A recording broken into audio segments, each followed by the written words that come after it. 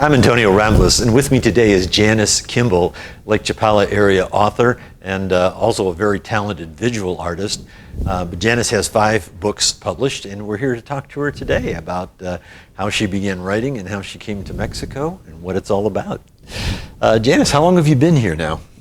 21 glorious years. And what moved you to come down here? Tell us about how you wound up coming to Mexico. Well, I was a wounded bird, really. It's a wonder I had any flight feathers left. I was nearing 60, and I was in a land with too many old people, and all of a sudden I was nothing. I wasn't even recognizable, and I knew that I had to change, and I was willing to experiment and do anything to do that. Yes. And I for my birthday, I bought a book on how to live in Mexico for X amount of dollars a day. And I thought, well, I looked it over and I said, well, you know, Lake Chapala would be a good place where I could learn Spanish and then move on to the real Mexico. Yes. And you're still here. And you're still here after all those years. I'm still here, and my brother came into my life and took me to the airport, and with my book on how to do Mexico in X amount of dollars a day, and I bought a house in 3 days. Instantly. That was I it? looked at every house under $60,000, and I picked one. In 3 days, I bought a house, right. And it took me a year to heal. I was just so stripped. And so this was a really rejuvenating experience, moving here. I was in this, I bought this house in Chapala with the high walls. Yes. And I just had the neighborhood kids like do my shopping and everything for me, and it took me a year, and then I started painting again, and I became whole again. Mm-hmm. So you were painting, and then eventually you got into the textile work, the textiles. Oh, I brought textiles with me. Actually, I'm an artist that's worked in many different media. Okay.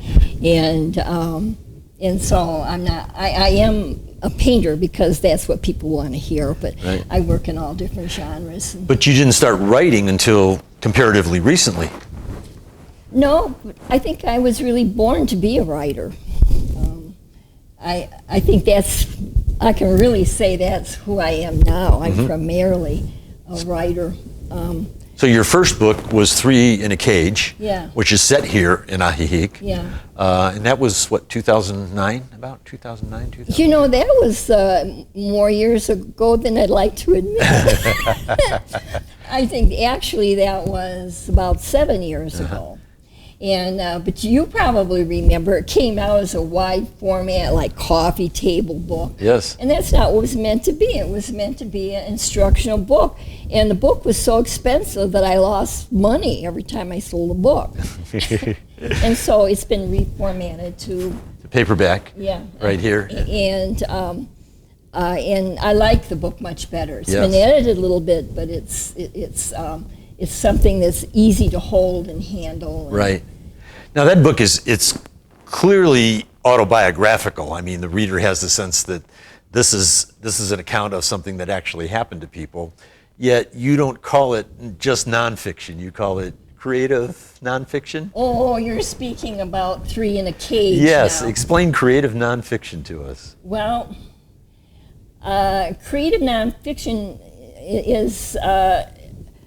It's when you take something real and fictionalize it into a more far. So it's true to the facts, but you're capturing subtext, mood, things. Yeah, it's very, very personal. Yes. As personal as Max Berg can tell it. It's a story of how the 3 of us came together and formed a gallery and formed a family, a Mayan weaver, and Max Bird, and an injured rescued parrot, and myself, and it's an adventure story, but it's a story of survival.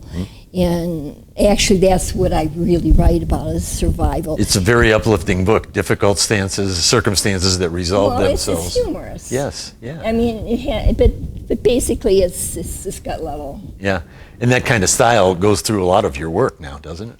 Yeah, and no, I think that actually the problem is I jump in styles. You know that, Antonio.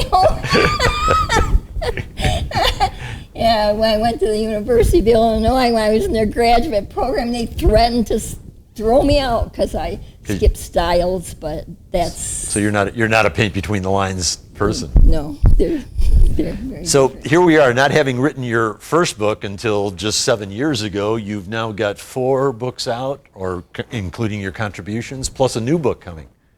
It's amazing. You sound surprised. Well, I am. Life is a surprise to me. I really. Tell us about the new book, the one that's not yet out for public yet. Oh, well, this book has made a writer out of me. Okay. It's the story of that began in 1880 with my great-grandfather, Alois P. Swoboda, who was a physical fitness guru who made millions selling his lessons through the mail, and he managed to control 3 generations of women through these letters. And I was the last generation. And in 1960, I ended the legacy, and it happened in a very unusual way. But it's a story about women, an intimate story about being controlled and encouraged and being different. Being different, always living in a different culture Yes. than the one you were born into. And anyway, Antonio, this is an ROTC, a read-only copy. It's not the final, but I want you to have it and be the first one to read it. Oh, Everything thank you you have done so in our community. very, very much. We appreciate the thought, and I know we're all going to be looking forward to seeing this on bookshelves soon. Thank you for spending time and for sharing a little bit Oh, with us. de nada. Okay. My pleasure.